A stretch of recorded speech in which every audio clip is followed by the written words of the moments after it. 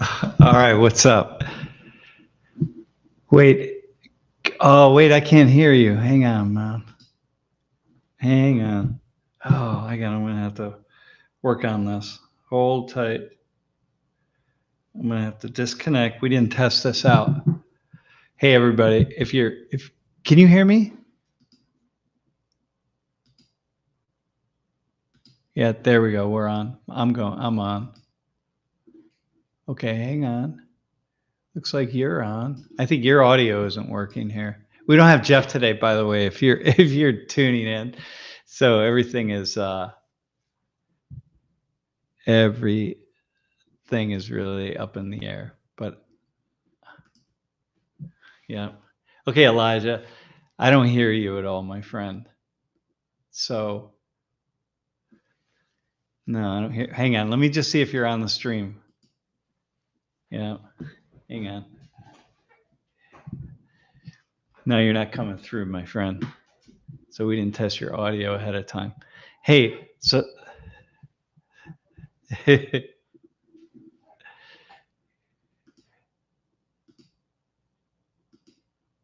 right. Oh, wait, hang on. Hang on. There you go.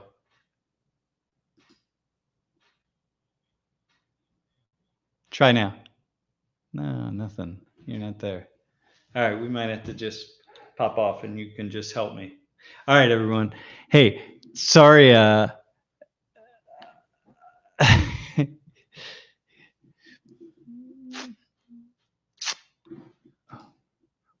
Hold on. There we go. I'm going to take Elijah off for a second. Hey, anyway, this is what happens when you're you gotta go solo, and I'm hoping that I can pull this off. I think I can. Anyway, I am running solo today, so what I'd like to do is just take some questions from the chat, because yeah, I'd really like to see what we can do, and really like to respond to a bunch of things.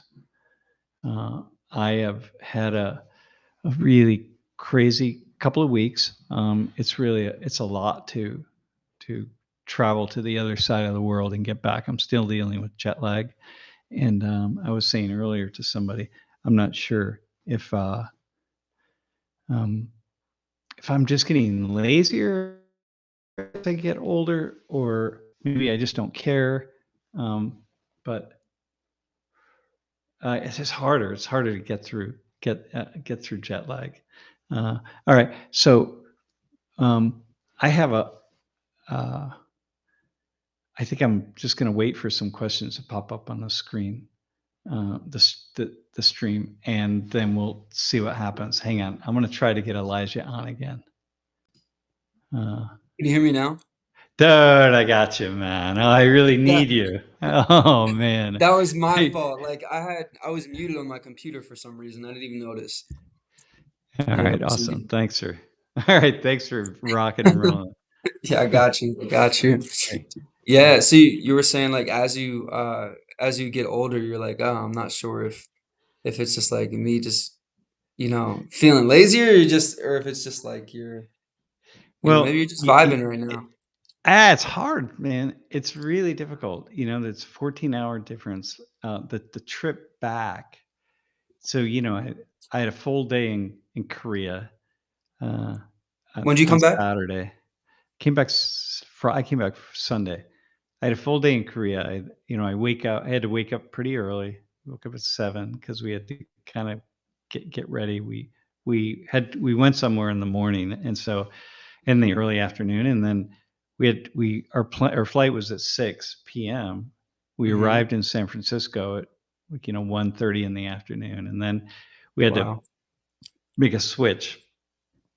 And in order to arrive home, to go to DC, to Dulles, and then to arrive home by 11 o'clock at night. But what happened was I got stuck in San Francisco because we were late getting out of Korea, because some woman, which is very strange, a Korean woman, which is odd, and it matters that she's Korean for what I'm going to say in the story, that Mhm. um, tested positive for COVID the day before, right? And then she gets on the airplane and she tells all the people around her, like, "Hey, you may want to just put a mask on because I tested positive for COVID." And they, of Mhm. course, freaked out. And then in the end, they took her off the plane. They had to get her bags, and so we were a half hour late get, pulling away from the gate. And then we Right. missed it was we were late for the connection in San Francisco. Lori was able to get on the flight, but I had to wait and get her bags and uh, reroute, to I had to get them because you How gotta come pick you your guys did it bags up that when you're how flying. come you both didn't wait? Because I just wanted her to get home, it was Oh, better. that's sweet. So anyway, so Such a then I great got stuck. husband. Yeah, dude. Yeah, so I stayed overnight in DC, but the point being, it was like 40 some hours of travel, Just in from total for, like, literal yeah, just total. travel? Yeah, total. Yeah. Yeah, Whoa. so much, man, 40 What's the f hours. Yeah, so much Was it just stuff. the So flight that was so it was how many hours of well, the flight? flight, but it's 14-hour difference, right? So, like, as I'm flying to the US, as soon as I land in the US, I you know, I was 9 hours behind, right? So you gotta add 9 hours to my day. So my Saturday was actually, like a a 24-hour, a 36-hour day, right? That's So I lived a crazy. 36-hour Saturday. Yeah, That's yeah. awesome. Yeah, it's really intense. But you're crazy So tired well, after with, like, yeah, a lot of jet for lag. me, like, right now, it's nighttime for me, so I should be sleeping. So, because I just got my just I was just adjusted to my, sleep schedule, Yeah. in Korea. We went to Vietnam first, and then we were in Korea, so Is yeah, there even anything, yeah, go ahead. no, you go ahead, man. I was gonna ask you, like, if anything, cool happened while in Vietnam or Korea, or if anything interesting, fascinating, any Yeah, updates, well, the stuff. Vietnam piece was well, Lori and I both wanted to go there. It was her idea to go, and we feel as like Americans just something about needing to get to Vietnam. We've always felt that. Is your first So time, both of you? yeah, it's first time. Yeah, yeah, we had never been there. So Wow. we have a Korean friend who lived there for a while. He's now back in Korea, but he said, "Hey, come over. I'll fly over to Vietnam. I'll meet you guys there, and we'll spend a few days together. I'll show you around." We were in Hanoi, so Hanoi? Okay.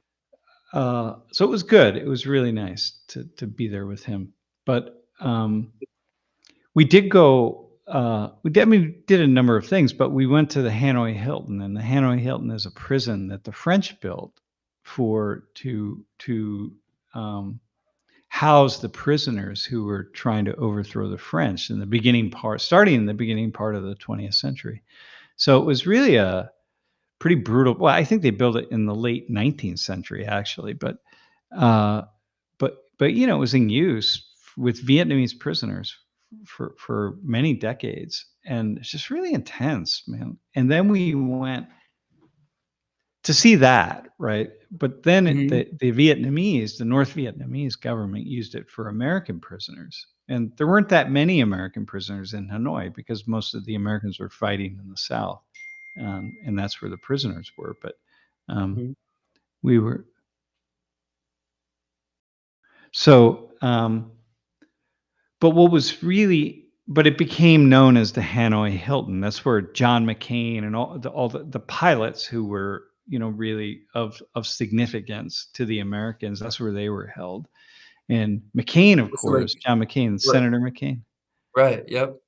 So he was such an important person, prisoner, because his father was an admiral in the Navy, right? So that was major. I mean, this guy, he was the. And then we were there. We went to the lake. I have photos. And I didn't have time to show any of this. I could have shown some on the stream, but of the Mhm, lake where his plane was shot down, and then this Vietnamese guy saved his life. He just swam out to him and brought him ashore, and then they realized, who he was. I mean, they knew he was an American. He was there bombing them, but they nonetheless saved his life.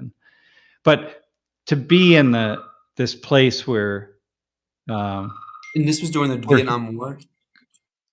Or no? yeah, Or yeah, Oh man, listen, I just gotta go. I gotta hold on.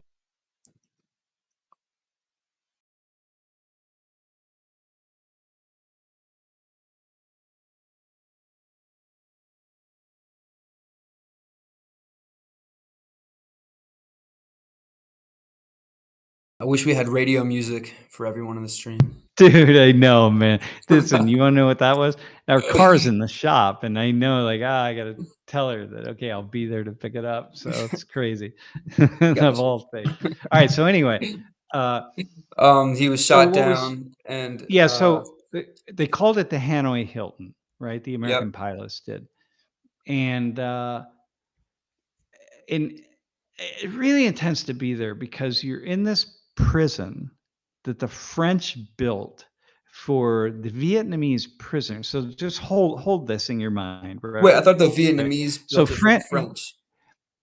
no, no, the The F French built it French for the built it for the Vietnamese. Vietnam was a colony of of France. Okay, Got it, okay. and so, you get the Europeans, they're all around. They've carved the world up, right? So the Germans and the Dutch and the Belgians and the French and the British and then later the Americans and so on. But everybody's carving the world up.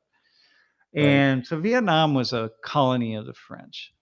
And so the Vietnamese,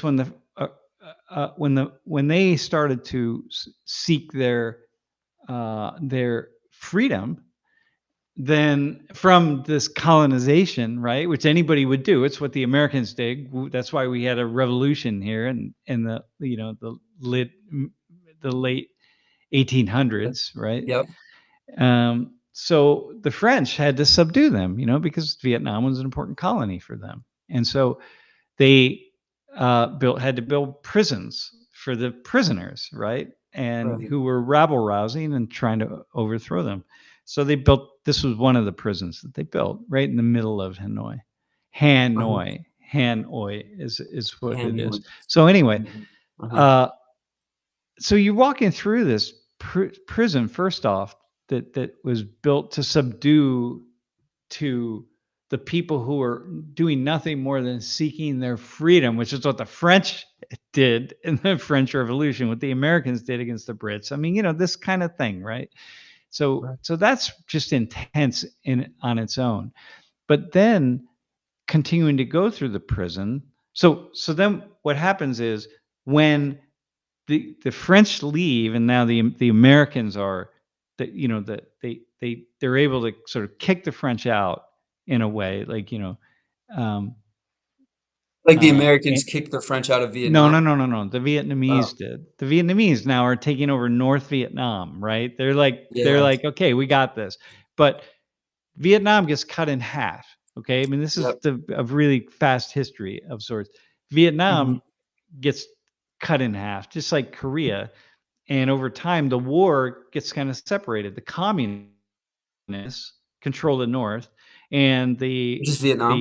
the Vietnamese who are connected to the French and then later the Americans who are anti-communists are in the south. Okay, Yeah. so you got Mhm. Vietnam is broken in half: North Vietnam, South Vietnam. Okay, Ah, uh-huh. the North Vietnamese are controlling the north, and so they've got now control of Hanoi, which is the main capital of the north, and Mhm. they are now going to use this prison for the people who are trying to who are attacking them, which is by now the French, but also In the the South, Americans, right? and Yeah, attacking the South, sometimes yep, attacking the North, but most of the fighting that the Americans did was in the South. right. And so, And this is pre-Vietnam War, right? no, this is now part of the Vietnam's what is the Vietnam War. Okay, Oh, this because okay. now it turns into the once the so-called communists in the North in Vietnam take over and they once they get a foothold, the Uh-huh. Vietnam War is beginning. The Americans just slowly, starting in the early 1960s, they just kind of get dragged into this war. And by the late Right, 1960s, it's going full steam. Man. right, And now this prison starts getting filled up with Americans and other people who are fighting with the Americans, but the right. Americans.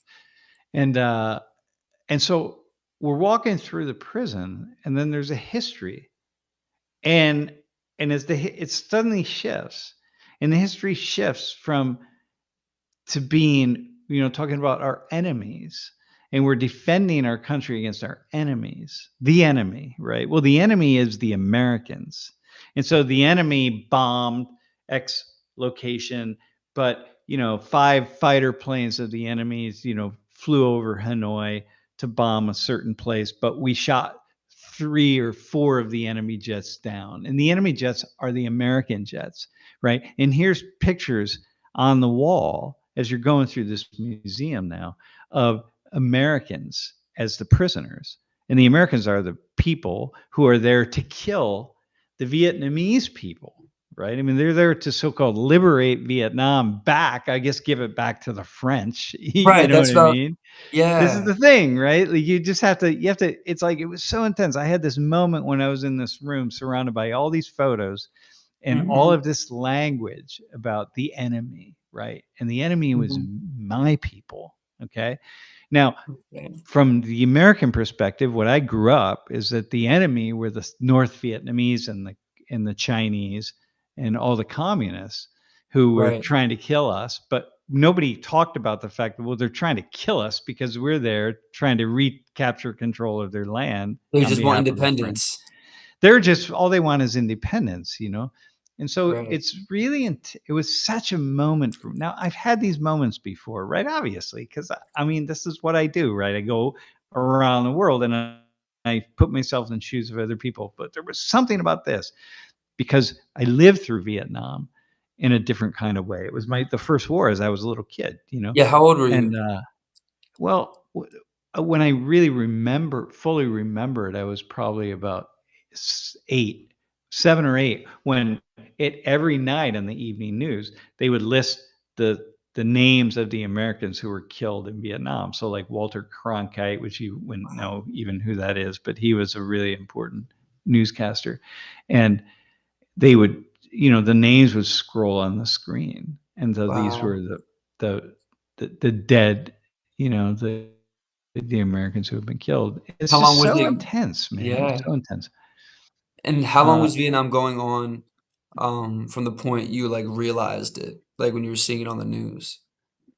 How long was it um, already going on for? I would say I. What do you mean before I realized it? Yeah. Or, like, as in, when you're 8, you're, like, seeing it on the news, you're like as an 8-year-old, if I saw it on the news for the first time or, like, whenever I saw it, I'd be like, "Oh, like, there's this war." But before I realized it could have been going on for, like, a year before that or, like, 2 years. Or Yeah, I I guess, think it like, how was. long I Yeah. Well, there's our official entry into the war, and then there was our entry into the war, and I'm not a scholar in the Vietnam War, so I'm just giving like a basic kind of really quick understanding. And I got think it. that there are a couple people like Bob, uh, just Bob in the chat. Is a Vietnam veteran, I think, right, Bob? I'm just seeing that, and so anyway, it was just so. One of the reasons we both felt like we wanted to go is we felt like we needed to go, and so it was so just powerful, man, to read, to see, the photos of, and I've seen photos, right? I've seen photos of Vietnamese people, citizens who were killed by our weapons, and I've seen photos of Americans who were killed by Vietnamese and Chinese and communist, weapons. But I see them from here. There was something unique about being there and Mhm. seeing that the enemy, right? Yeah, The the enemy. enemy, and like, whoa! I mean, they were just telling the story. This is a museum, and the museum is telling the story, and the enemy is me, my people. Like, That's what they're whoa, saying, the man. enemy? Yeah, Oh, yeah, wow, that's how like, it's just in the written, and it's written that museums. way, just like in the U.S., we would write that on a But we've museum, read right? It was like, yeah, so enemy forces or da da da da Vietnam. da, yeah, we'd see it like enemy forces, in the Iraq War, right? Enemy forces killed X number of Americans, right? But it was just so different. Yeah. So anyway, it was a very powerful experience, and then to see, different things, all the different things that the American pilots, because I had been, McCain and other folks that left behind. And what was really interesting is um, many of these American pilots had gone back. McCain was in Vietnam he was in that prison for something like 4 years. I mean, it was a No long way. time. He was, yeah, they were for a very long time. So it was very, yeah, really, just really intense, man. Yeah, really intense. Anyway, Uh, it bogey 2.0. Yeah, communism kills, but capitalism kills too. And I think we see that in one thing I saw in Vietnam, all these memorials to human beings, right? Forget about these people weren't communists. Like, these villagers and these people in Vietnam, they weren't communists. They were just human beings. And the communist government came in, but they didn't believe anything. All they wanted was freedom. All they wanted was to eat and food and shelter and that sort of thing. right, with, like, when you say freedom, all they wanted And was to be free from freedom from well, they no, first off, all people wanted was to feed their families, to have shelter, to have the basic things. Huh. I'm like finding that it's looking like I'm I'm looking at the live stream and I look like I'm you're kind of lagging a little bit. really out of focus. Yeah, yeah, yeah. How is that? Mhm. Oh my I'm god. not sure, Uh, but your hang on. shirt still looks good. Dude, oh, you know why? One reason is because I'm on Wi-Fi. Hang on, I'm gonna go off Wi-Fi. Let's see. All right. Sure, it looks good. All right, that's cool. So, but what people wanted is what human beings want everywhere. They want to just take their, they want to, they want to live their lives and they want to meet all their basic needs. I mean, that's just fundamentally. People weren't. Most of the people in Vietnam weren't even reading and writing. So it's not like they suddenly all the people in the North became communists. They didn't became communists. They weren't reading and writing anything. They were just living their lives. And other people came in, and suddenly there were these soldiers that showed up in their villages or in their cities or wherever it was. And that's kind of how Right, it operates. And right. so, you can't. Yeah, it's so crazy, It's man. so And then, I yeah, go ahead. I heard, I think Just Bob said in the comments that it wasn't declared a war until it was over. Mm. Yeah, even that, right. Yeah, exactly. It's like it's this thing. We talk about the Vietnam War, but it wasn't this thing. It was like this place where we were in this skirmish and it's so crazy. It's just so utterly fascinating, man. And But we put ourselves, Lori and I were able to really be there in that moment and there was a memorial to all the victims of the war and all victims of the war. I mean, that was the nature. So, it was a Buddhist memorial. We burned some incense and really, it's just sad. Yeah. wow. Yeah. And So sad. he even just like he even said even during the war, the Vietnam people were great. And this is kind of like adding back to like all they wanted was freedom. Like they didn't want to be, eh, or Well, maybe, in a yeah. way, What do you, in a way, even when the French were in control, right? And they were throwing these activists in prison and torturing them. These were the activists who were really trying to kick the French out, but most people weren't trying to do that. Most Vietnamese people were too busy trying to survive day after day. The activists were always more educated people, students, people. It's just always the case, right? Whether you look at revolutions anywhere in the world, whether it's France or the U.S., the poorer people in the U.S. during the American Revolution were not the activists; they were the educated class. So the founding fathers were all the educated people, right? And so the French Revolution, the Russian Revolution, the Iranian Revolution, the Cuban Revolution, every revolution doesn't matter. The Mexican Revolution, it's the instigators who are pushing to get rid of whoever it is that's controlling them, right? Because that's the point of the revolution.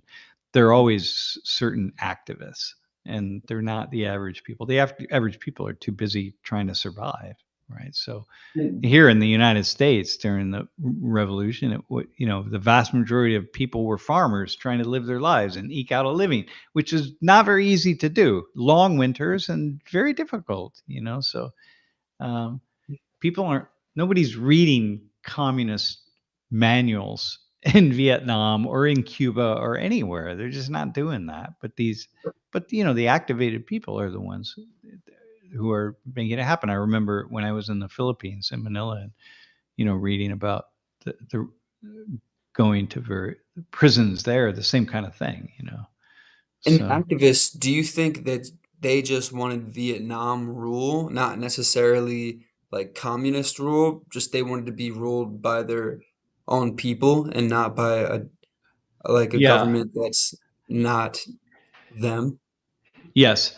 But what happened was, so once China, once the Soviet Union, you know, emerged in 1917, and they merged around a Marxist and then a Marxist Leninist ideology. So then they start writing these tracks up, writing these, putting these writings out, okay, that take Marxism and they apply it to different places. So you have Marxism, Leninism, right, and then later Stalinism. But in Cuba, you have another. You have the writings of Che Guevara, and you have the writings for the Cuban situation. But what happened was people started taking this ideology, and what Marxism is it's a study of the historical development of a communist society, right? So this is the ideology of Marxism, and Marxism is an analysis of how the world moves from primitive communism through agrarian societies to pre-capitalism to capitalism, post-capitalism to ultimately socialism and a communist society. Okay, so it's an analysis of that. I mean, Marx is a brilliant historian, man. I mean, Right. like the analysis is brilliant. And you don't have to be anti-communist you don't have to be communist or any I think it's anti-communist brilliant. anything. You read it, just be a theoretical sociologist. You read this and think, okay, this is brilliant analysis, right?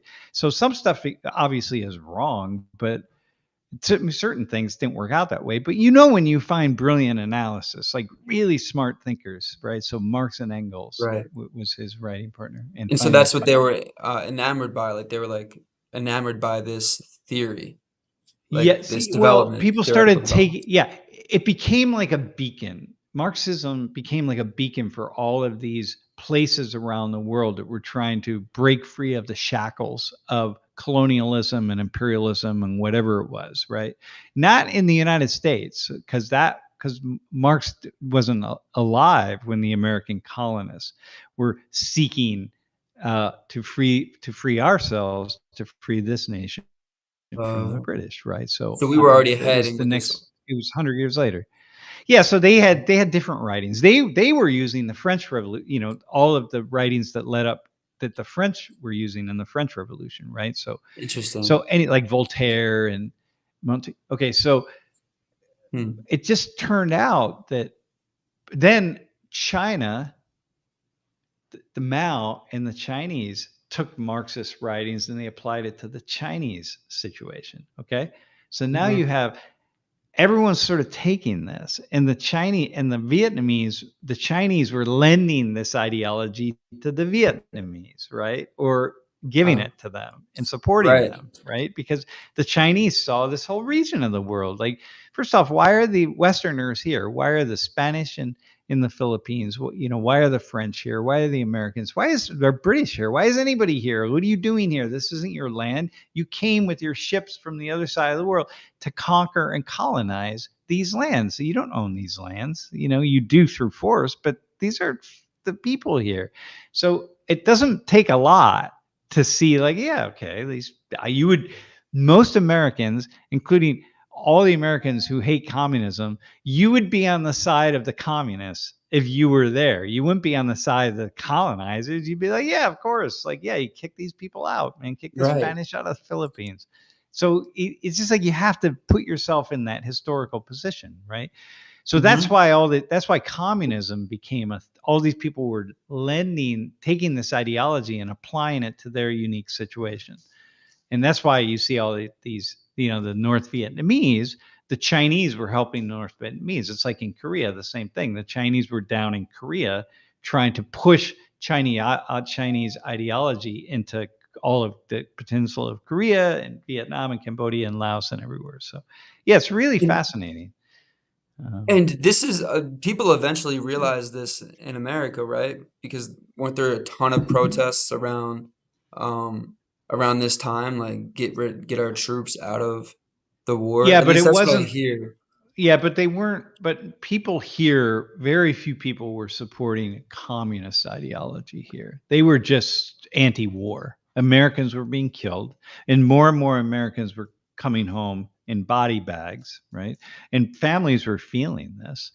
And so, like only about 60,000 Americans died in the over the course of the Vietnam War, but hundreds of thousands were wounded, and many hundreds of thousands were wounded psychologically. And so it's this really, people felt that. Everyone was experiencing, every family, if you were working class for sure, Right. and from certain areas, like definitely Pennsylvania, you knew people who were harmed by this. It's, people on the stream, and you talk about family members who had died. So, And you were know, they anti-war because, like, they viewed it as, like, a pointless war, or well, there the were two things. Partly was that, and it was also anti-imperialism. People were starting to wake. There were leftists, right? So socialism was picking up here in the U.S. in the 1960s, right?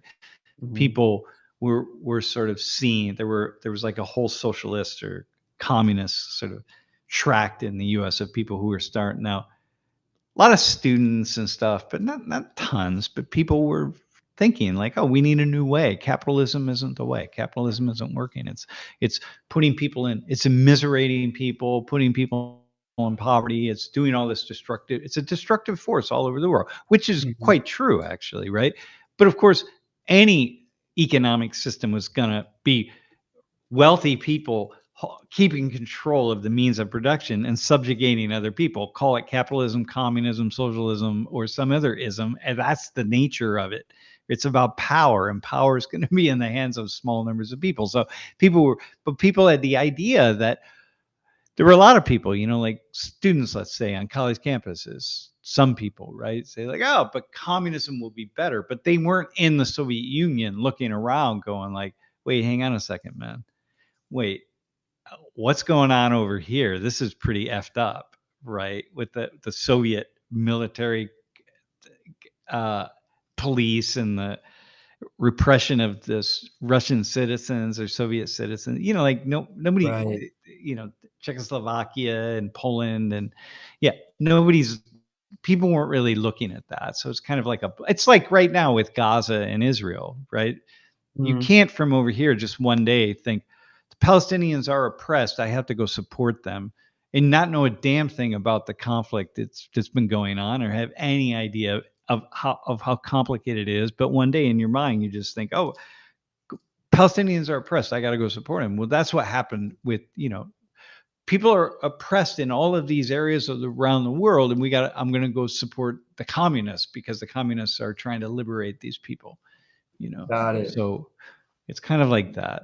I hope it all makes sense, Got dude. it. It's like, Yeah, it started to get a little confusing towards the end, but I hear you. I'm think I'm yeah, hearing yeah, you. yeah. Yeah, Yeah, that I know. is. I'm sure that the chat's like go. And maybe someone yeah, yeah. I'm looking It's hard through. to really. It's hard for me to. But it's Uh, that, well, the main thing I had, like, the connection I was making is when you were saying people were anti-imperialist, and you had those that are educated were starting to view different ideologies as beneficial. yeah, Uh, yeah, instead of what they're currently in the United States, Yeah. they're also viewing like war as like a machine, as a piece of that, as a part of that machine, and then and so they're like, Yeah. Yeah. Yeah. Yeah. I don't want this. Yeah. And a war is like a part of Yeah. that machine. Well, yeah, yeah, you don't want it. Well, when you see the bodies coming back, and especially if you're working class or poor, which is again, we had the draft, but if you were in college, if you went off to college, my brother, he avoided the draft because he went off to college. And then he graduates college in like 1965, 1966 maybe, and he's like, okay, now he's going to be eligible for the draft here, but he didn't because he became a teacher. It's like, oh, he didn't have to go because he was a teacher. Lori's father was 1A. That meant he was at the top of the list to go. 1A meant like he was right at the front of the line, man, to get drafted. But he didn't get It, drafted, and he just got really lucky. And then he had a child, and it's like, okay, if you had a child, you didn't get drafted. But then they changed that to 2 children. Then he had the second child, not in order to not get drafted. He was just wanted right. children, and then suddenly he had 3 children. And once he had 3 children, wasn't going to get drafted at all, right? Mm. So, but he was, it's that kind. You could find your ways around it. Like Donald Trump had bone spurs or whatever, so he didn't get drafted. Really? And anybody with money is going to find a way to get themselves out of the draft. But Right. But poorer people and working class people didn't, and they went off to war, and they were fighting in Vietnam War, all those sort of. wow. Wow. And that makes sense. Like were people also protesting out of fear or just like rejecting because they're like, I don't want to do this and now I'm forced to go. Well, some people were, but a lot of the protests were certainly started on college campuses, right? Because that's where people are starting to think about. It's like with Gaza, it's the Yeah. same thing, or whatever, the Gulf War. I mean, the the Iraq War. I mean, you got students they're just, you're waking up to poverty and oppression, and you see it, right? You have time because that's what you do, and you take sociology classes, and you're reading these books or magazines or articles or whatever where people are talking about inequality in the world. And like you're not going to hear that if you graduate from high school and you're working down at the lumber mill where everybody else has worked, or the paper mill where everyone in your family has worked and people in your community work, and that's what they do. That's where you work. Well, you're not thinking about oppression of people on the other side of the world, but suddenly you're taking a college class and the professor talks about it, Right. sociology or geography or political science or something, and then suddenly, well, this is what happened to me, right? And then I go, whoa, whoa, Really? whoa, hang on a second. There's there's this much inequality in the world. Like, damn, how come I never thought about this? Well, because I was never in a space to think about it. Right. So, so in the Right. activism, people wake up on these college campuses about some of the problems of the world, like homelessness, Hmm. Hmm. or war or whatever it might be. And so that's why we talk about college campuses of being these bastions of radicalism. Right? Well, they are certainly places where people awaken to some things that they wouldn't Hmm.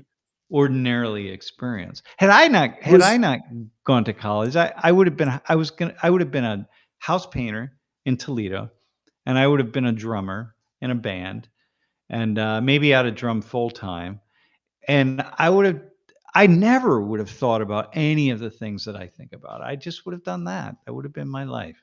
And you know, but suddenly I'm taking this social problems class in a sociology department, and I'm going, whoa, damn, there's this social problem and this social problem and this one. And so one after another. And I'm like, I never would have thought about that stuff. And then I started to wake up to things in the world.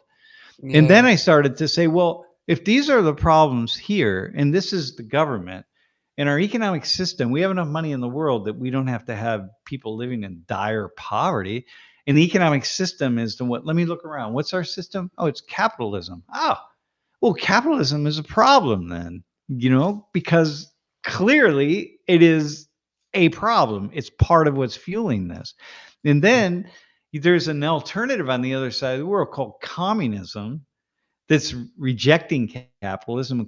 communism is built around an ideology in which people are should be much more equal, and the role of governments is to make people more equal because that's communist ideology. Well, Mhm. you know, I'm not there. I'm not in China. I'm not, Mao's, the Mao's Great Leap Forward and all sorts of stuff. The Cultural Revolution that just like destroyed, killed millions of people, right? The intellectuals and the thinkers.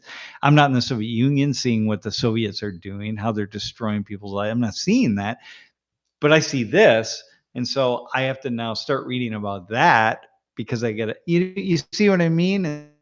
It's like it's this very complicated thing. I mean, it sounds like yeah, there's devils on both sides, you know? Like, you're seeing the devil Definitely. here, like, Yeah. within capitalism, but then you look over at Yeah. communism, it's like, okay, well, there's all of this, there's all of that Yeah. negativity or, like, killings or, like, repression of ideology, Yeah. like you're saying, or just that's so interesting. It, Yeah. I also wanted to Well, can I ask go? you. I want to go back to one thing though. One thing that's really Yeah, interesting. Back to Vietnam. It's the college students that push things forward, right? mhm, So the anti-Vietnam War movement was started on college campuses, right? I mean, mhm. so these students that really push things in this way.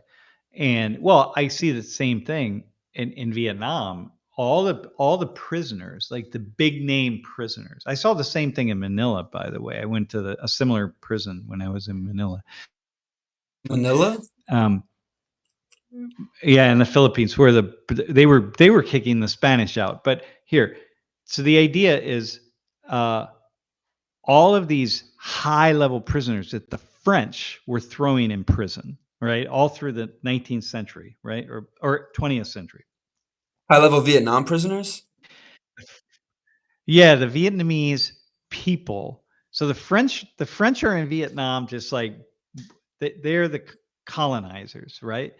The Vietnamese people are resisting the French colonizers. Man, I'm also I my it looks like I'm once again my Yeah, it's kinda been like uh, that throughout, but your shirt still looks good, so it's damn dog. All right, hang on. Let me just slow it down. All right. yeah. How about that? I gotta go slow. I don't know why it's Just doing do a that. little. You're also a little you're Am like I? more you're more fuzzy here that I'm looking at, but on the screen you're mostly okay. Okay, I think for Yeah, whatever I thought I reason was I good. have to Now not you're move around clear. so much. Yeah, yeah, yeah. All right. So listen. So so Vi the French are so the Vietnamese activists, social activists, political activists are mobilizing, trying to mobilize the people, Vietnamese people against the French, right? Kick the French out. All right, of these activists are middle, upper middle. I mean, they're wealthier in people, right? in Vietnam, right? So yeah, in Vietnam, the same thing everywhere, right? This is what I was saying. Like all these like prisoners that we're like Ho Chi Minh, for example. Ho Chi Minh and Ho Chi Minh's group. Ho Chi Minh was from Mhm. a wealthy family, and Ho Chi Minh became the main leader of uh, communist Vietnam. And Ah, okay. Ho Chi Minh City is the city in the south named after him, right? That was Saigon. Ah, And so he's from a wealthy family. This is all, Fidel Castro from a wealthy family. I mean, Che Guevara from a wealthy family. Vladimir Lenin, wealthy family. It's all wealthy families. That's kind of the nature of it. right. So And it's very huh. it's important, right? Or I Yeah. mean, what's up? Yeah, well, I think it's Like, if we didn't have that, if we didn't have those that were, like, educated, even though they're, like if we didn't have those that were educated, like, holding up or activating being an activist yeah. for an ideology, then, Yeah. you have no form of resistance, right? At all Yeah. whatsoever, like, Yeah, yeah, yeah. Yeah. Yeah. what are you Yeah, you have thinking? It no seems like you're form. making a Well, but you're not gonna have resistance because people are too busy trying to live their lives to resist. if you didn't Certain have poor people. educated people, like, Yeah, that were poor people. Yeah, you gotta be wealthy. right, You gotta have money or else you can't, you got to be able to have time to build a resistance. You got to be smart. You have to be able to communicate. You have to use subterfuge, right? Because Right. the French are there; they're hunting down everybody. In Korea, Is the same thing. What the Japanese did in Korea in the 20th century, they same thing. They're tracking down all the Korean activists, and all the Korean activists were wealthy Koreans, was educated Ho Koreans, right? was Ho Chi Minh loved by his people, do you Well, think? Or Ho Chi Minh was a nobody until he, was building this until he started activating and really building a movement, and then he became this kind of underground leader of the movement. And then, as with any leader like that, he became like a populist leader, and then he developed followers, and people started to get on board with this idea that the French were the problem. And now the Americans are coming in and they're trying to do the same damn thing that the French did. And so they're now the problem and they're the enemy. And we got who's leading us here? Oh, Ho Chi Minh. He's that name just keeps coming up again and again and again, right? So Mhm. everywhere the same thing happens, So in Cuba it was Fidel and Castro, and there's a whole group of folks. So that's how it operates. So Right. people didn't in the end, people decide that they love him or they follow him only because he just becomes the leader. So here we have, like Donald Trump becomes the leader. He's a populist leader in a similar kind of way. And so people just be like, all right, we follow this guy. Trumpism, right? And with Ho Chi Minh, it was, uh, that ideology. It doesn't matter. It's just basic Th leaders. Is that for those that are, like, extremely nationalistic? Like, Well, or nationalism in Vietnam took a really long time toward people starting to think, wait a minute, people, you got to remember, I don't know. It's hard to say. It's so Just complicated, man. yeah, I guess I make that connection because Yeah. usually I picture, like, and this isn't all true, but, like, the narrative or stereotype has been those that follow Donald Trump are, like, the, for America, like, people, Yeah, like, yeah, the I got ster you. But and then it's so, like, different that's now. national yeah. Yeah, Vietnam wasn't in the that's different now. We have a different kind of nationalism here. We don't have uh yeah, Vietnam was not in that position. Or if they were Yeah. just following Ho Chi Minh because he was for Vietnam, not necessarily they were for his ideology, but he was for Vietnam and And for the resistance of yeah, that's those right. trying to Yeah, that's right. Same with Castro, Same with the American revolutionaries, man. You got to know that b- you know, the American revolutionaries, the first thing they had to do here was convince people that they should go to war against the British. People weren't naturally thinking, most people weren't thinking like, hey, we're going to join this war here against the British to kick them out. Like they weren't thinking that. Like people were thinking, I'm trying to survive here on my land. I'm really poor. I'm like trying to make this work. It's really difficult. Everyone's they got nothing, in the South, of course, they had is different. You had slavery, you have all sorts of things, but people are trying to survive, man. They're not just like these American revolutionaries that came along. This movement that starts here, saying like, we're gonna make this land its own land, independent of the British, of the crown, right, of the king and the queen. It's like people don't want that. Like, okay, you're paying all these taxes to the British. So yeah, I don't want to pay taxes either, but I'm not going off to war. I'm busy here trying to survive, man. I got my family, I got this. Like, what do you want me to take my gun or get a gun and go off and fight against the Brits? Like, it right. wasn't nobody you're not thinking that. You know what I mean? Like, you're just not thinking, oh, that's a really good idea. I'm like, I'm going to Right. go off and fight. Where am I going? How far am I going? And how's my family going to survive? Like, how are we going Yeah. to do this? So He's like, "You people have, nutcase. I don't and want I, independence. I'm fine." Like, and I what don't, what's and I'm not that oppressed. Yeah, okay, they're taxing me, but like, yeah, but okay, great, but I'm busy trying to survive, man. Like I'm not feeling it, but Mm, nobody's coming along and putting me in chains and like beating the shit out of me day after day, whatever it is. Like most American citizens here living in the colonies in the mid to late 1700s right. were ready to just go join this military, man. Nobody, you don't even have to read history to know that that wasn't happening. You know what I mean? These are mostly very poor farmers who are trying to survive, and no one is signing up for some damn war. And you Yeah, don't. That's the key. You don't have to be a historian to know that that's true. You just need to yeah, think basic sociology or basic human behavior. like, What would rules. you do? Right? Right. Yeah. It's interesting, and so I don't know why they started joining. Do you know why? Well, they started because once there were skirmishes, you got these small groups of guerrilla fighters. You know, the first guerrillas were the American Revolutionaries, right? So we think about that.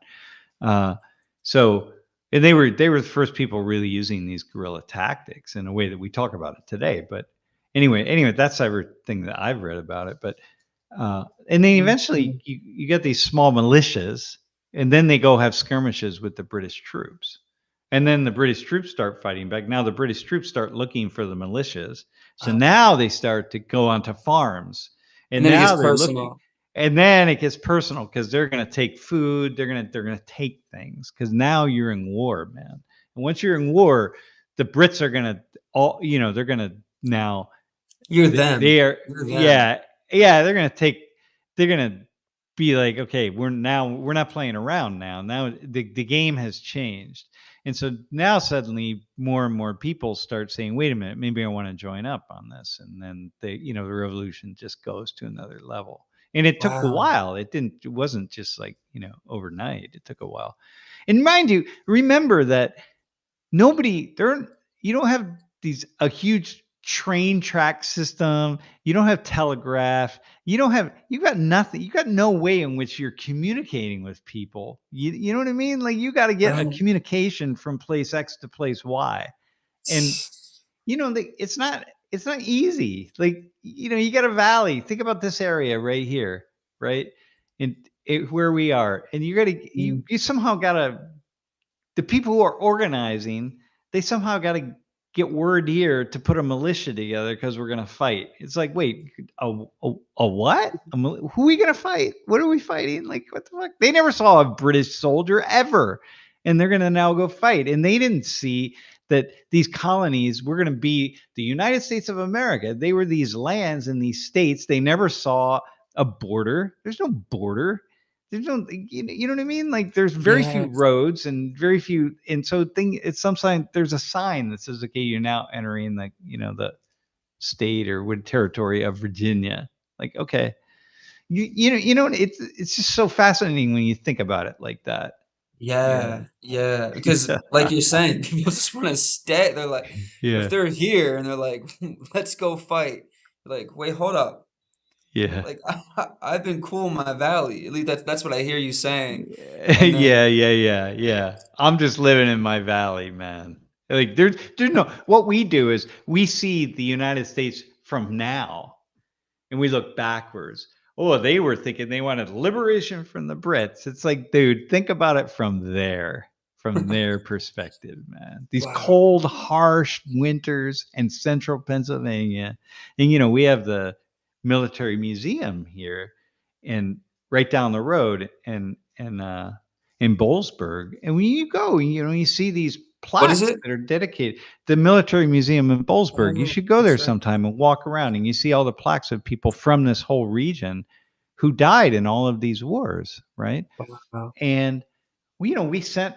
There were many militias that got sent, regiments and so on from this area. Once the Revolutionary War really got going, and then yeah, it's crazy, man. It's so crazy. Wow. So How anyway, well, there we go. That was all coming from going to Vietnam. yeah, that's crazy. It makes me think about, were indigenous people still around at that time?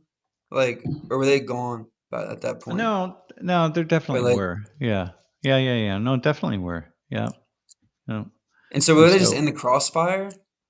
no, Do you know? Or no, just no. Well, no, things at that point in time, there were wars that they were in the crossfire, yeah, at different points in time, yep, Okay. and, but mostly the native people started getting pushed westward, yeah, yeah. Okay. Yeah, Gettysburg is in Pennsylvania, Matt, yeah, Yeah, I yeah. used to go there a lot. Mm. Yeah, so it's really anyway, that was the real value of being it's very humbling. It was very humbling to see this from the perspective of the Vietnamese What and was to humbling read it. about it? Well, to realize that how I'd never experienced uh, a memorial to a war where my people, were the enemy, right? Yeah, all of the everything that was written on the walls, you show a photo, you have this, you have that, you have like all stuff, and then it's the enemy. So like in Huh. Korea, I had visited the War Museum a couple of times for the Korean War. The enemy was always, uh, you know, um, first the Japanese, right? So you go to the war, the memorials against the Japanese, right? They But were trying to then take over Korea? yeah, they took over Korea, but that was in the first part of the 20th century.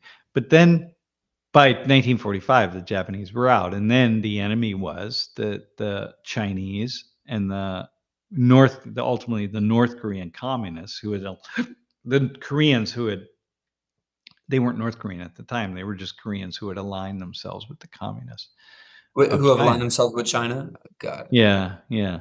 So, yeah, they were the enemy, but here in Hanoi in this museum, we were the enemy. It's like, Right, wow, man, it's just mind-blowing. right. So, And we as in French and Americans? um, Or just yeah. Yeah, well, it would then became the uh, Americans, the French, got it. I don't Right. really yeah, I don't know what happened with the French. I did it one time because I studied the Vietnam War. I mean, I lived through it, so I studied it that way, but, Right. uh it's hard to I mostly for me, I think about these things as a sociologist, really. Just Yeah. understanding. I don't get lost in the skirmishes and so on. My understanding my desire is to understand how it is that Yeah, people and just uh just that survive, made decisions. I'm Yeah. curious more on, like, because you said it was humbling, I said, like, "How is it humbling?" And you're like, "Well, to read that and to see that it's that we are the enemy, Americans are the enemy." And then, like, what Yeah. does that mean for you? Like, for that to be humbling, is it like, "Oh, grateful that I can be here," and, like and or, like, where did that take you, like, reading that you were the enemy back in that like, seeing that history and, like, "Wow, we were the enemy." Like, Yeah. where did that Yeah. take your Huh. spirit, like, mind, and, like, where did that That's a really, really good question. Um, huh. I think it's I hard to get it into. just it makes me it just allows me to feel that I'm on I can be on the like I had nothing to do with that war. Okay. I'm going to try to answer this. This is a really, really good question. So I had nothing to So do with the war. I was a little kid, right? And even if I been a grown adult, my parents, my grandparents, nobody had anything to do with that war, the decision to go to war. Um, we didn't, I think uh, and yet I'm the enemy, even though I had nothing to do with it. The Americans, right? I had nothing to do with that at all. And yet I was the enemy. And that's yeah, it's pretty humbling, like how you can be that. And how right now, there are enemies all over the world. Various people are enemies to other people and they don't even know they're enemies. And And I know because I study U.S. foreign policy for my whole life, so I'm aware of all the places where I, as an American, are the enemy. But to see it written, to see it written on the wall of a museum of a war memorial, which is what this was, it's just yeah, it's just different, man. That's like See that, going to the war, war museums in Washington D.C. The history, the Museum of Military History, right, or whatever. right? Yeah, it's just It like, makes wow. It's like, how I see it, how I'm reflecting it is, just like, not just Americans, but we as people, but in the frame of Americans, like, we're so, like, egocentric and, Mm, like, yeah, American centric and, like, we're the best and, you yeah, know, we we're loved or, like, everyone wants to be in America and, like, all these yeah, yeah, things, and yeah, then, like, you're reading like, I'm the enemy, it's like this like, the statue, like, falls down for a second, and just, like, humbles you that there could be that amount of yeah, hate or, like, hate I'm thinking hate because of enemy, I'm relating those 2 words together, but yeah, who knows if it's hate, I'm assuming hate. But just to I guess to imagine that kind of hate, while reading that is like, "Whoa," like like, yeah, there's something yeah, yeah, else out yeah, there's other things out there that don't that that make like America's like me I'm not we're not perfect or yeah. where it's just I Well, feel what here, you feel, like, you helped me feel that, yeah, and I'm trying yeah, to yeah, put it yeah. into words for, like, No, everyone that's else good. too, but No, I like that. Here, it's actually, I have interesting. something. Ah, here we go. I'm trying to do the wrong one. Hang on, I want to put something. I want to put something on the stream that right here, there. Uh, that that's just what Ah, it is, and I think that's true. Um, not just most Americans, but people everywhere. They don't want to be blamed for any. They just want to be left alone and do their life. And yeah, I think that wow, is such a huge statement. And I think that you know, um, it's just true everywhere. There's nothing unique about Americans. Uh, yeah, people just want to be able to do their own thing. yeah, Yeah, yeah, I love that, and thanks for pulling that up. That was a yeah. big statement. Yeah, no, I think it's there.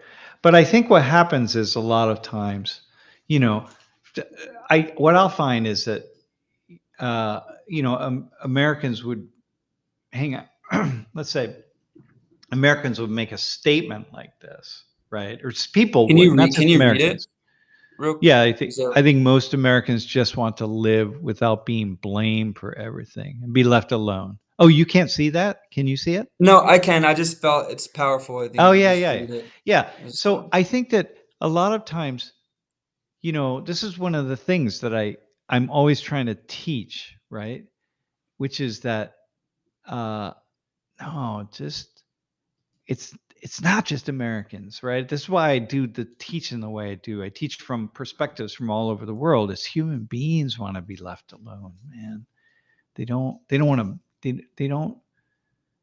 they don't want to even blame people. They just want to be they just want to be free. And of course the problem is in the US, the problem here is that it's true everywhere. People don't always understand the ways in which their own countries do things that really harm or hurt the lives of other people, right? They don't It's true across the board, man. People who, especially the more nationalistic you are, meaning the more you sort of wrap yourself in your nation's flag, and the moment we do that, the moment it sort of puts blinders on us to look at some things from a critical perspective. And I think there's some good to that. You want to be proud of the people around you. You want to be proud of who you are. You want to be proud of the things that people have been able to do in your culture. It's that makes sense. I get that. But at the same time, when we do that, then we we don't always. It makes it harder to see some of the problematic things that Mm, that happen under our flag. Whatever right, flag it is, right? That the for India or Pakistan or Australia or wherever you want to go, it's just becomes harder to do that. And right. uh, and that's a And thing. Yeah, so for me, that's where and it's nationalism can be a problem. and it's, like, easy to seek out, like, pro-nationalist things, like, within your country, right? But then it's, like I asked it's a question, but and also an assumption, but then at the same Yeah, time, it's, like, harder to seek out, like, pro-global, like, yeah, things outside of your like, it's almost I don't wanna say because I don't think that you would agree that the government would, like, doesn't want their citizens to, like, think pro or positively about yeah, others outside the country, but it yeah, almost sometimes kinda feels it's like there's not enough resources or info or, like, data to be like, "Hey, yeah. our country is good, but also other countries are also great, and it's not about us and them," or, Yeah, um yeah, and they're great in different ways, right? And then yeah. here's one. So okay, I'm going to go bogey 2.0. So here's another one, right? I realize that the poor of any race or any group or any nation, right, aren't really your enemy, man. And I don't think the media. It's not that the media try to make it that way, right? So let me defend them, not defend the media, but let me just say the following. It's not the media, all the media, the media are us. The media are just the parts of who we are that are telling the story. Okay. That's all they're doing.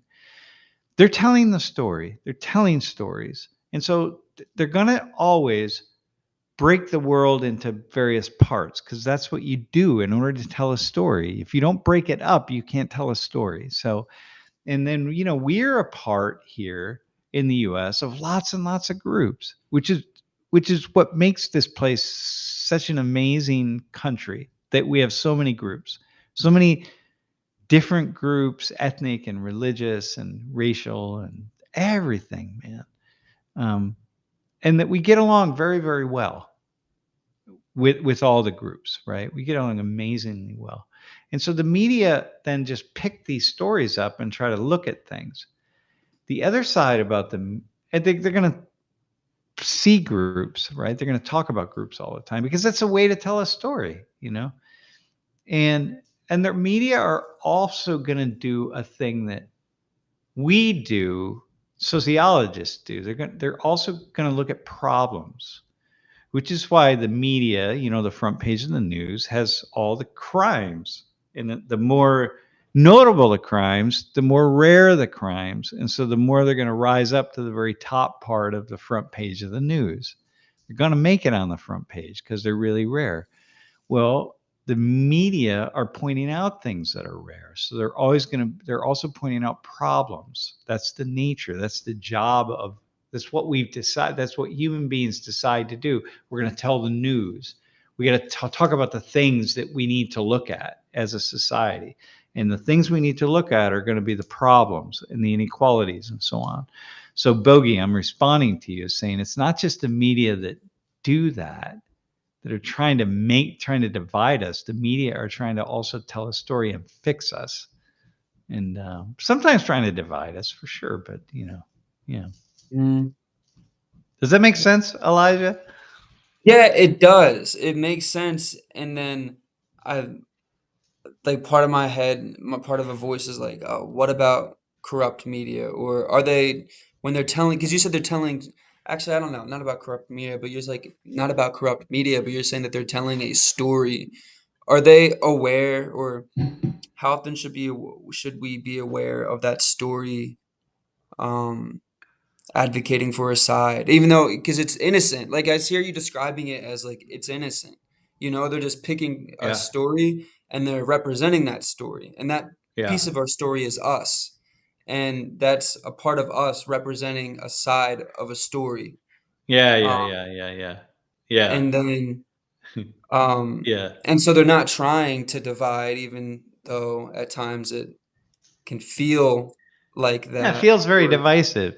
Yeah, it's like, look, I know a lot of I know so many reporters and stuff, right? They're just yeah. trying to pick something out that makes sense, and you're so often looking for problems because you're going to look for problems because you want to solve the problem, right? That's the point. Like, nobody talks about things that are going really well. It's like I rarely get like from students, you know what I mean? Nobody ever writes to my bosses, the higher ups, saying like, "Hey, I'm in class with Sam Richards, and I just want to let you know he's doing a pretty damn good job." You know what I mean? It's like, dude, okay, once in a while that happens, but the student's gonna write. It's like, "Hey, I have a problem with my exam, and Sam Richards won't let me retake the exam, and I think this is unfair." And like, nobody writes. To the best of my knowledge, my bosses have never received an email saying, "Hey, Mm. I think Sam Richards is really fair." That's it. Just want to let you know that. It's just like, yeah, no, it's just So like mm, it's not like that. so Yeah. you're trying to say, are you saying that humans are most of the time picking out the problem or picking out what they don't like and that what they're trying Yeah, to yeah, yeah, fix? yeah, yeah, yeah, yeah, yeah, yeah, yeah. That's interesting. Yeah, and I see that. Yeah. And Wait, and it, so Elijah, hang yeah. on, I gotta respond to something on the stream. So Okay. John, I don't know who Yeah. John is, but I think John is having a problem. I think so. I don't really know with you being asking a lot of questions, right? And I think John doesn't realize that you're on here to ask me questions. You're on here to have an empty mind. The goal is for you, Elijah, have an empty mind and ask me questions as if you know nothing about anything, right? That's what you do here. And Mhm. so I think that if I'm understanding the chat here, I'm thinking that John has just kind of missed this is not a chat with these two professors. This is a chat with me and you. Mm, and a To do pupil, that. a And a dumb pupil, pupil. Yeah, yeah, yeah. a dumb. Yeah. Nah. Yeah, yeah, yeah. And no, but this is the thing, right? Because you do that and you allow me then to just keep going in all these directions and you spark my brain because you ask questions in the way that you do, the way I want you to do, which is really, really valuable for me. I Um, really appreciate yeah. that. I'm Hey, trying to keep up always, and you should keep up, man. Hey, listen, but I do want to do the thing. Someone said something about burning the flag, uh, and about it. Yeah, I think maybe Troy said it about how burning the flag felt like. Uh, I can look it up, he like but if it's you can burn the flag. Anyone can burn the flag, but it breaks oh his yeah, yeah. heart. At the same time, when people curse America and burn the flag, you have to admit that strokes nationalism. Yeah, yeah, yeah, definitely, man. Wait, who wrote? Can you put that on the stream? Do you have the I ability don't to think do I that? have the authority to, but if you could Um, do Control F and you type in burning or you type in burn, um you can find it. Yeah, Control F and just type in burn. yeah, okay, I did. Let me see. And then it'll be I think it's 2 out of 6. Uh, oh, here. Hang on. Okay, hang on. Yeah. This was the one thing that I wanted to say. Oh, that one. Okay. Um, yeah, I get why people do that. I mean, I get why activists do it. I understand.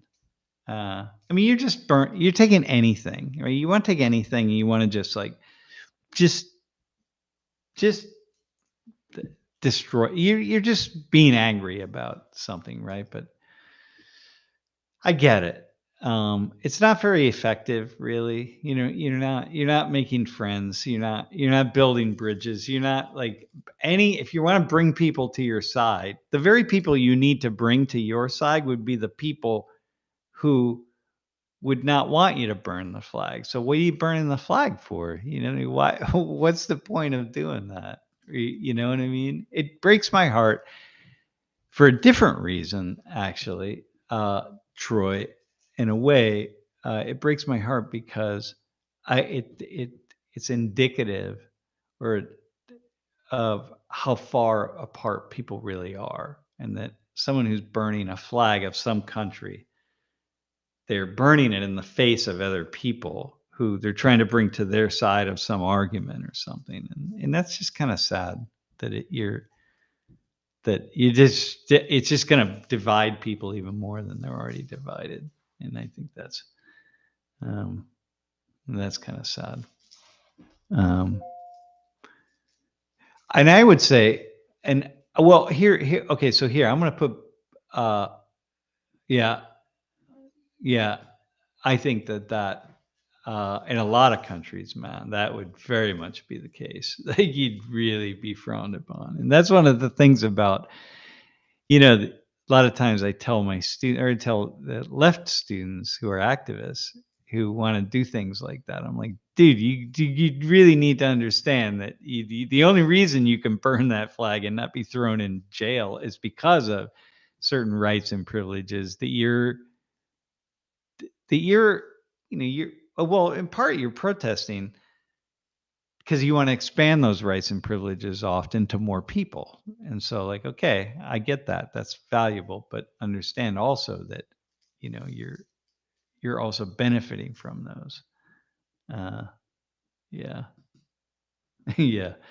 Um, Yeah, hmm. it's And here, let did me you do did that. you I want to put Bogey 2.0 back up, man. Bogey there's 2.0, another one you're I was killing gonna me. yeah. Yeah, yeah, yeah. You're killing me Mhm. with your stuff. I'm not proud of Western warmongering. Yeah, it's not just Western warmongering. There's a lot of warmongering everywhere. But and I'm not proud of past injustices, but I think we still have a pretty great country. We have an amazing country. First off, as a sociologist who studies ethnicity and groups and so on, we have the most amazing country in the history of the world. In the following sense, nobody has no country has ever brought people into its borders. And some people, first off, and had genocide that we had of the people who were already here, and bringing so many people by force here, as we have with slavery, but allowing all these other people to come into this land from all over the world, different religions, different backgrounds, different, and like, and get along, man, and get along, right? As well as we get along. You know, in the beginning, around the 1900s in New York City, my recollection, and I remember reading this one time, there were like 100+ newspapers, foreign language newspapers, newspapers of different languages in New York City around 1900, right? Wow. Think about, think about what just that, like that is unbelievable. How did we survive that? How did we do that? How is it that we only have had one civil war in this country? Like it's just unbelievable, man. It's a miracle. And that's the amazing. I don't want to call it the greatness. I don't like using the word greatness because that's just not the right word. It's like But a it's like clouding kind of. yeah, it clouds it. But the amazing, it's stunning. It is really profound what this nation's been able to do.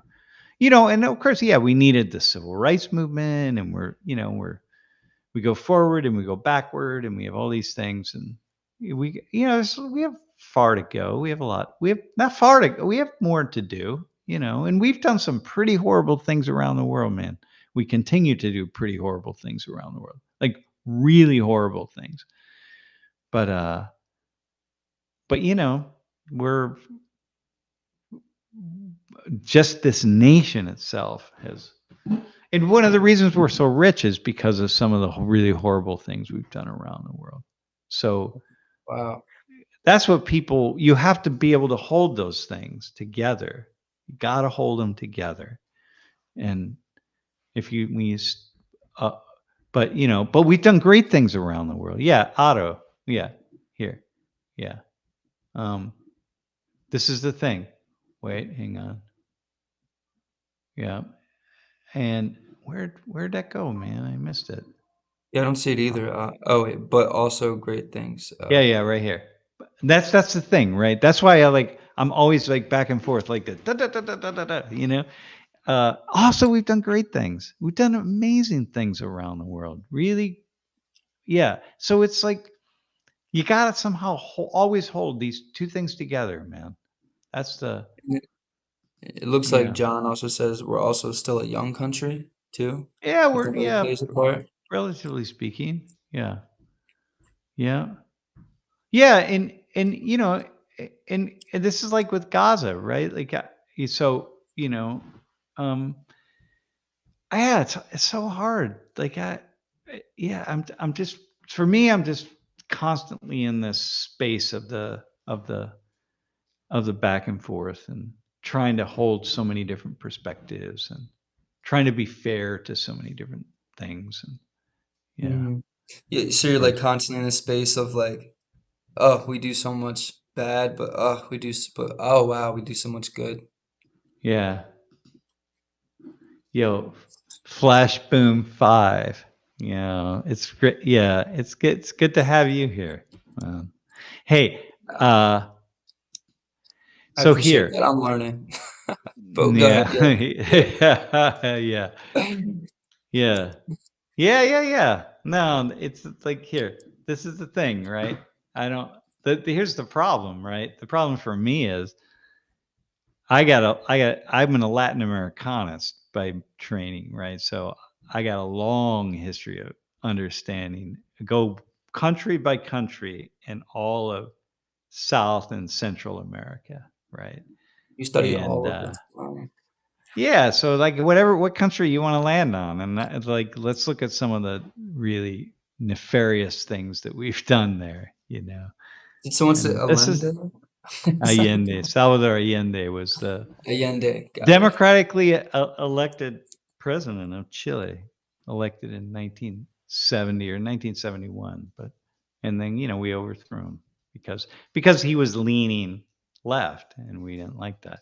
All right, listen, everybody, and Elijah, I have to go pick up my car, and Is it the new one? um, yeah, the new one. Well, it's a year old now, but It's headed to nice. one I year. was in the My passenger once. Yeah, dude, it's a sweet car. Uh, when we were in when we were in Korea, we drove around in lots of the Hyundai Genesis cars, and The new ones, are they yeah, brand new? yeah. Yeah, that's Um, amazing. hey, hang on. Uh, I wanted to respond to this though. Actually, um, really, Troy, uh, most people weren't tricked. Most Palestinians aren't tricked by Hamas. Most Palestinians don't really support Hamas at all. The Palestinians are just like the Vietnamese back in 1960 when Ho Chi Minh was telling them, beginning to formulate the ideology of going to war against the French or going to war against the British here in 1771 or whatever. People are just wanting to live their lives, man, and most Palestinians don't accept. I have, as someone who's worked in Gaza and had many conversations with many people in Gaza, average people and other leaders and stuff. People don't. Some people do, but the majority of people, they just want to live their lives, man, and they had the ideal. So, but we can't not put them together with Hamas. Like you just can't do that. But you'd have to be on the ground to talk to people and be like, yeah. And if we do, then it's a different story.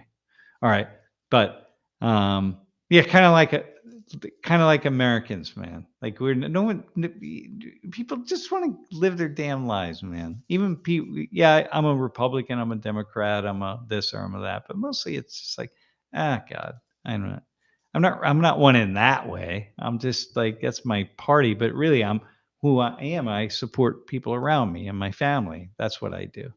So, Right. yeah. We just All want right, to man. Um, great stuff, Sam. dude, yeah. Uh, America's also taking a asks, ton of immigrants, actually, migrants. But okay, all right, we gotta go though, man. We don't what go. kind of Hey, car was it tomorrow. again? Do I say? What kind of car was it again that you're driving? Dude, no, big fan of comedy. No, it's like it's a Hyundai Santa Fe plug-in hybrid. Santa Fe. Okay. No, License it's plate? like I'm just playing. Like, continue. What about over? I'm just being stupid. no, big fan of comedy. Really fast. Yeah, no. Most Palestinians, no, they're not.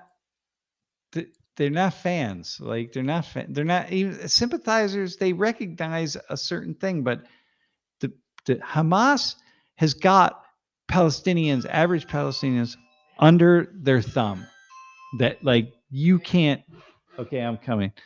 Uh, yeah, they can't. They no, they can't. They can. They got spies everywhere. They're corrupt. They're taking all the aid that comes in to Gaza. The Hamas and their cronies and allies and family members siphon it off the top. People know that. They don't support that. So anyway, okay, I gotta go. Awful. Uh, thanks. We'll see you in class. Class will be good tomorrow. All right. Thanks everybody. Really appreciate it. Yeah. Great stuff, Thanks. Sam. Yeah. Thanks.